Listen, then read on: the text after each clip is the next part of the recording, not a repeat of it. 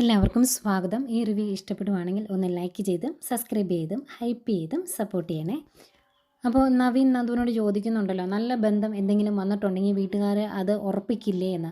അന്നേരം നന്ദു പറയുന്നുണ്ട്, എന്ത് നല്ല ബന്ധം വന്നാലും എൻ്റെ മനസ്സിന് 100% യോജിക്കുന്ന ഒരാളെ മാത്രമേ ഞാൻ വിവാഹം കഴിക്കുകയുള്ളൂ, അയാളുടെ മുമ്പിൽ പോയി മാത്രമേ ഞാൻ താലി കെട്ടാനായിട്ട് ഇരുന്ന് കൊടുക്കുകയുള്ളൂ എന്ന് പറയുന്നുണ്ട്. എന്നിട്ട് നവീൻ്റെ കാര്യം ചോദിക്കും. അന്നേരം നവീൻ പറയുന്നുണ്ട്, എൻ്റെ കാര്യവും അങ്ങനെയൊക്കെ തന്നെയാണ് എന്ന്.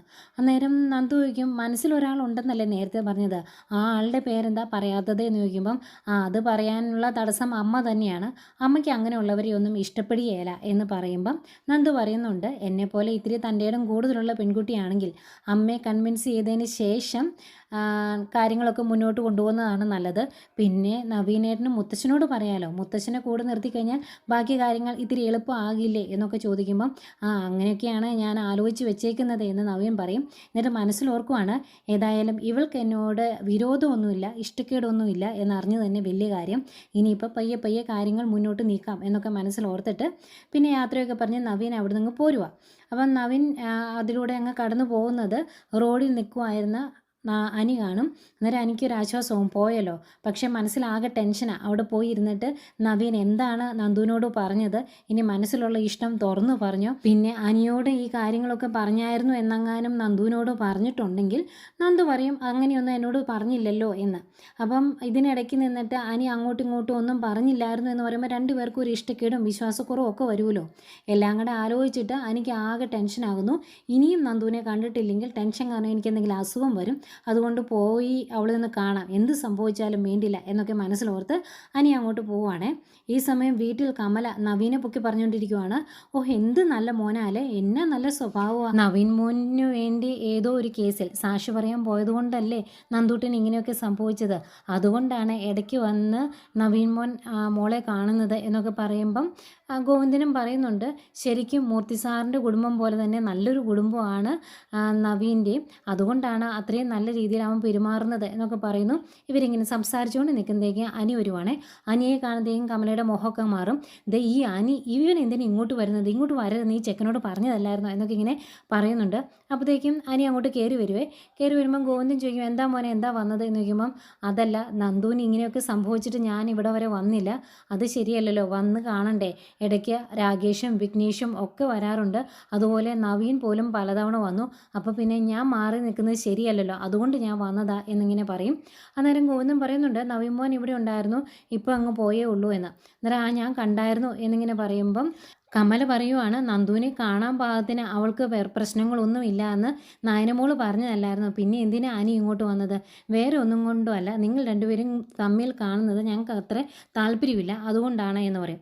അതുപോലെ ഗോവിന്ദനും പറയുന്നുണ്ട്, മോനോട് ഞങ്ങൾക്ക് ഇഷ്ടക്കുറവൊന്നും ഇല്ല, പിന്നെ നിങ്ങൾ തമ്മിലുള്ള അടുപ്പം ഞങ്ങൾക്കറിയാം, ആ അടുപ്പം മുന്നോട്ട് കൊണ്ടുപോകുന്നതിൽ ഞങ്ങൾക്ക് യാതൊരു താല്പര്യവുമില്ല, മോനോട് ഞങ്ങൾ തുറന്നു പറഞ്ഞതാണല്ലോ, 2 പെൺകുട്ടികളെ ആ കുടുംബത്തിലേക്കാണ് ഞങ്ങൾ പറഞ്ഞു വിട്ടത്, അതിൻ്റെ കൂടെ ഒരാളെ കൂടി അങ്ങോട്ട് വിടാൻ ഞങ്ങൾക്ക് താല്പര്യമില്ല. നയനയുടെയും ആദർശിൻ്റെയും ജീവിതം നല്ല രീതിയിൽ പോകുന്നുണ്ടെങ്കിൽ പോലും അഭിയും നവ്യയും തമ്മിലുള്ള ജീവിതം അത്ര നല്ല രീതിയിലല്ല പോകുന്നത്. കയ്യാലപ്പുറത്തെ തേങ്ങ പോലെയാണ് നവ്യയുടെ ജീവിതം. ഇപ്പോൾ ഒരു കുട്ടിയുണ്ട്, അങ്ങനെ ഒരുപാട് സമ്മർദ്ദങ്ങൾ ഞങ്ങൾക്കുണ്ട്, അതിൻ്റെ കൂടെ ഞങ്ങളെ ഇനിയും സമ്മർദ്ദത്തിലാക്കരുത് മോൻ എന്നൊക്കെ ഇങ്ങനെ പറയുവാണേ. അതൊക്കെ കേൾക്കുമ്പോഴേക്കും എനിക്ക് ആകെ വിഷമാകുന്നുണ്ട്. അന്നേരം ഗോവിന്ദൻ പറയുവാണ്, ഏതായാലും മോൻ ഇവിടെ വന്ന സ്ഥിതിക്ക് നന്ദുവിനെ കണ്ട് സംസാരിച്ചിട്ട് പോയാൽ മതിയെന്ന്.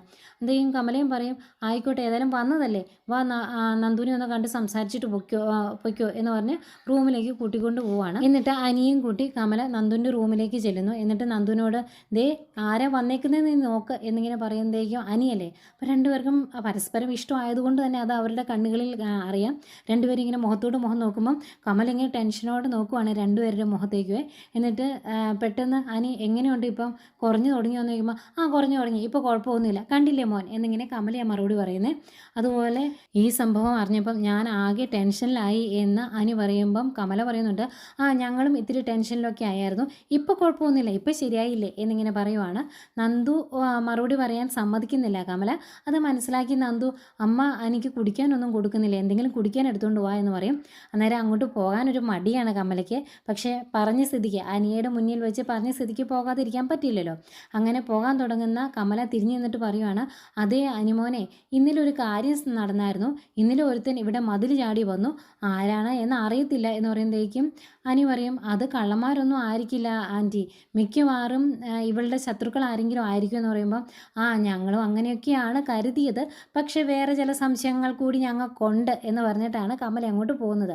പോയി കഴിയുമ്പോഴേക്കും അനി കസേരയൊക്കെ വലിച്ചിട്ട് നന്ദുവിൻ്റെ അടുത്തോട്ടിരിക്കും. എന്നിട്ട് എടി ഞാനേ എന്ന് പറഞ്ഞ് പറയാൻ തുടങ്ങുമ്പം, നീ ഒന്നും മിണ്ടാതിരിക്കുക, അമ്മ പുറത്തുണ്ടാവും, അതുകൊണ്ട് പയ്യെ പറ എന്ന് പറയും.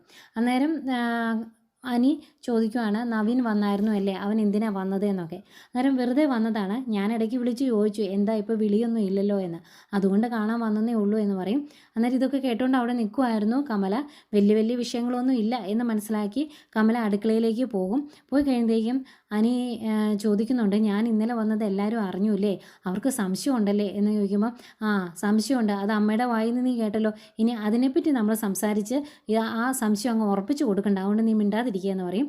അന്നേരം നന്ദുവിൻ്റെ മുഖത്തേക്ക് ഇങ്ങനെ നോക്കിയിരുന്നിട്ട് നന്ദുവിൻ്റെ കവിളിലൊരു ഉമ്മ കൊടുക്കുവാണ് അനി. അന്നേരം ഇത് എന്നതാടാ, നീ ഇതിനു വേണ്ടിയാണ് ഇങ്ങോട്ട് വരുന്നത് എന്ന് ചോദിക്കും നന്ദു. അന്നേരം ഇതിനും കൂടി വേണ്ടിയാണ് ഞാൻ ഇങ്ങോട്ട് വരുന്നത് എന്ന് പറയും.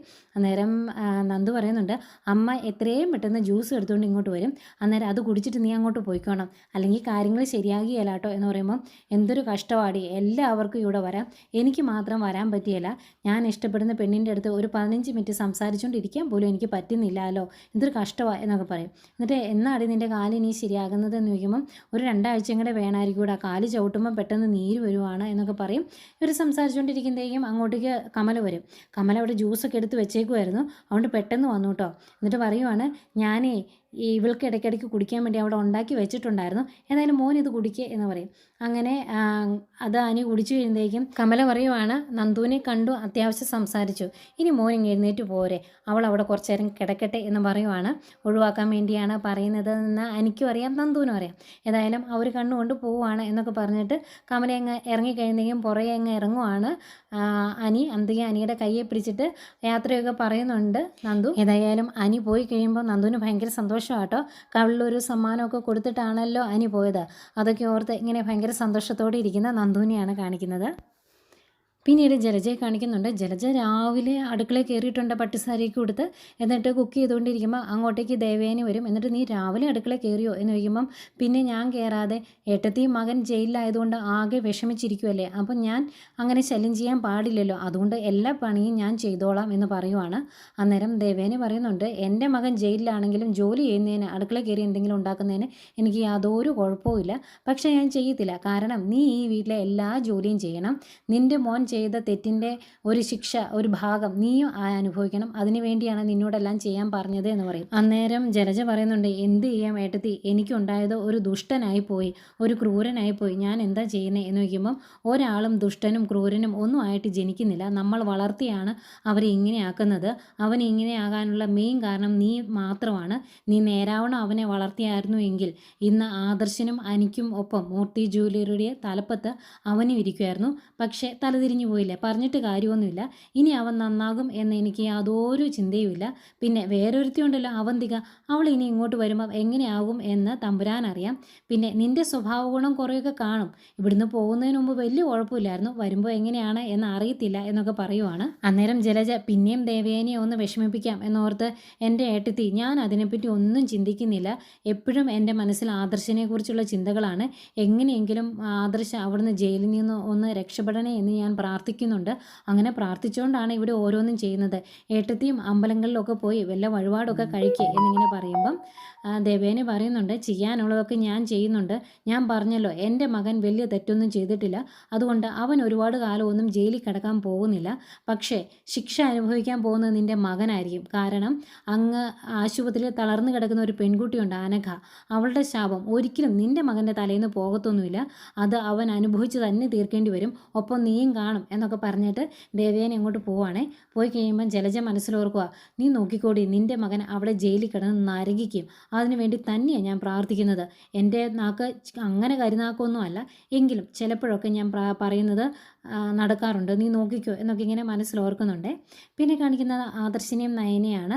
ഒരുപാട് നാൾ കൂടി ആദർശിൻ്റെ അടുത്തേക്ക് വന്ന് നയനെ കാണുമ്പം ആദർശിന് ഒരു ഇഷ്ടം സ്നേഹവും ഒക്കെ കൂടുതൽ, അതുകൊണ്ട് അടുത്ത് കെട്ടിപ്പിടിച്ചൊരു ഉമ്മയൊക്കെ കൊടുത്ത് ഇത്തിരി ആക്രാന്തം കാണിക്കുമ്പം നയന പറയുന്നുണ്ട്, അതെ എൻ്റെ വയറ്റിലൊരു കുഞ്ഞുണ്ട്, ആ കാര്യം മറന്നു പോകരുത് എന്ന്. അന്നേരം ആദർശ് പറയുക, ഓ ഞാൻ ആ കാര്യം അങ്ങ് അങ്ങ് മറന്നുപോയി സോറി എന്ന്. അന്നേരം നയന ചോദിക്കും, അതെന്താ സ്വന്തം കുഞ്ഞിനെ പറ്റി മറന്നു പോകുന്ന അച്ഛനോ? അത് കൊള്ളാലോ എന്ന് പറയുമ്പോൾ, ഞാനേ ഇത്രയും ദിവസം കാണാതിരുന്ന് കണ്ടതല്ലേ, അതിൻ്റെ സന്തോഷം കൊണ്ട് എല്ലാം മറന്നു പോയതാ എന്ന് പറയും. പിന്നെ രണ്ടുപേരും കൂടെ എഴുന്നേറ്റിരുന്ന് സംസാരിക്കുവാണ്. അവർ അബിയുടെ കാര്യമൊക്കെ സംസാരിക്കുന്നുണ്ട് കേട്ടോ. ആദർശ് പറയുവാണ്, അബി അവനിപ്പോൾ ഒരു ജോലിയില്ലാതെ ഇവിടെ കുത്തിയിരിക്കുവാണ്. അതുകൊണ്ട് അവന് എന്നെ തകർക്കാൻ വേണ്ടി, എന്നെ മാത്രമല്ല എന്നെയും അനിയും ഈ വീട്ടിലുള്ളവരോടും ഒക്കെ അവന് ഒരുപാട് ദേഷ്യവും വൈരാഗ്യവും ഒക്കെ ഉണ്ട്. അത് തീർക്കാൻ വേണ്ടി അവൻ ശത്രുപക്ഷത്ത് കൂടിയോ എന്ന് എനിക്ക് സംശയമുണ്ട്. അതെങ്ങനെയെങ്കിലും കണ്ടുപിടിക്കണം. അവൻ അങ്ങനെ ശത്രുപക്ഷത്ത് ചേർന്നിട്ടുണ്ടെങ്കിൽ അങ്ങനെ ഒരു വിഷവിത്തിനെ ഈ വീട്ടിൽ നിന്ന് അടിച്ചു പുറത്ത് കളയേണ്ട സമയം കഴിഞ്ഞതാണ്. അനഘയുടെ സംഭവം അറിഞ്ഞപ്പോഴേ അവൻ ഈ വീട്ടിൽ നിന്ന് ഇറക്കി വിടേണ്ടതായിരുന്നു. പക്ഷേ തൻ്റെ ചേച്ചിയുടെ കാര്യം ഓർത്തിട്ടാണ് എല്ലാം ക്ഷമിച്ചത് എന്നൊക്കെ പറയുമ്പം നയന പറയുവാണ്, ഇതിപ്പോൾ അപ്പച്ചിക്ക് എല്ലാ കാര്യങ്ങളും അറിയാം. ഇനിയിപ്പം ചേച്ചിയെ തകർക്കാൻ വേണ്ടി അപ്പച്ചി എല്ലാം വിളിച്ചു പറയുമോ, മകൻ്റെ തെറ്റെല്ലാം വിളിച്ചു പറയുമോ എന്ന് അറിയത്തില്ല എന്ന് പറയുമ്പം ആദർശ് പറയുന്നുണ്ട്, അങ്ങനെ സംഭവിച്ചിട്ടുണ്ടെങ്കിൽ ഈ വീട്ടിൽ നിന്ന് ആദ്യം പുറത്തു പോകുന്നത് അവരാണ് എന്ന് അവർക്ക് നന്നായിട്ട് അറിയാം. അതുകൊണ്ട് അവരെ അങ്ങനെയൊന്നും ചെയ്യില്ല. ഇനിയിപ്പോൾ അങ്ങനെ ചെയ്താലും അതിൻ്റെ ബാക്കി നമുക്ക് നോക്കാം. പിന്നെ നിൻ്റെ ചേച്ചിയുടെ കാര്യം, നിൻ്റെ ചേച്ചി പണ്ടും നിങ്ങളെപ്പോലെ അല്ലല്ലോ ചിന്തിച്ചുകൊണ്ടിരുന്നത്. അവൾ ഇങ്ങനെയൊക്കെ ആണെങ്കിലും തെറ്റൊന്നും ചെയ്തിട്ടില്ല. അങ്ങനെ ഒരുത്തിയുടെ ജീവിതത്തിൽ ഇങ്ങനെ ഒരുത്തൻ വന്ന് കയറിയത് വലിയൊരു വീഴ്ചയും സങ്കടവും ഒക്കെ ഉണ്ടാക്കുന്ന കാര്യമാണ് എന്നൊക്കെ പറയുന്നുണ്ട്. അങ്ങനെ അവർ കുറച്ച് നേരം അങ്ങനെയുള്ള കാര്യങ്ങളൊക്കെ സംസാരിച്ചുകൊണ്ടിരിക്കുന്നു. അത് കഴിഞ്ഞ് ആദർശ് നയനെ ചേർത്ത് പിടിച്ച് ഓരോന്നൊക്കെ പറയുമ്പോൾ നയന പറയുന്നുണ്ട്, എനിക്ക് പൂജാമുറി കയറാനുള്ളതായിരുന്നു എന്ന്. അന്നേരം ആദർശ് പറയും, ഈശ്വരന്മാരെ ഇന്നൊരു ദിവസത്തേക്ക് വെറുതെ വിട്, അങ്ങനെ ഇപ്പം നീ ഇപ്പോൾ പൂജാമുറിയിലേക്ക് പോകണ്ട എന്ന് പറഞ്ഞ് നയനെ ചേർത്ത് പിടിക്കുന്നു. നയന ആദർശിൻ്റെ തോളിലേക്ക് ചാരിക്കിടന്ന് കാര്യങ്ങളൊക്കെ പറഞ്ഞ് അവരിങ്ങനെ ഭയങ്കര സന്തോഷത്തോടെ ഇരിക്കുന്ന കാണിച്ചുകൊണ്ട് ഇന്നത്തെ എപ്പിസോഡ് അവസാനിക്കുന്നു.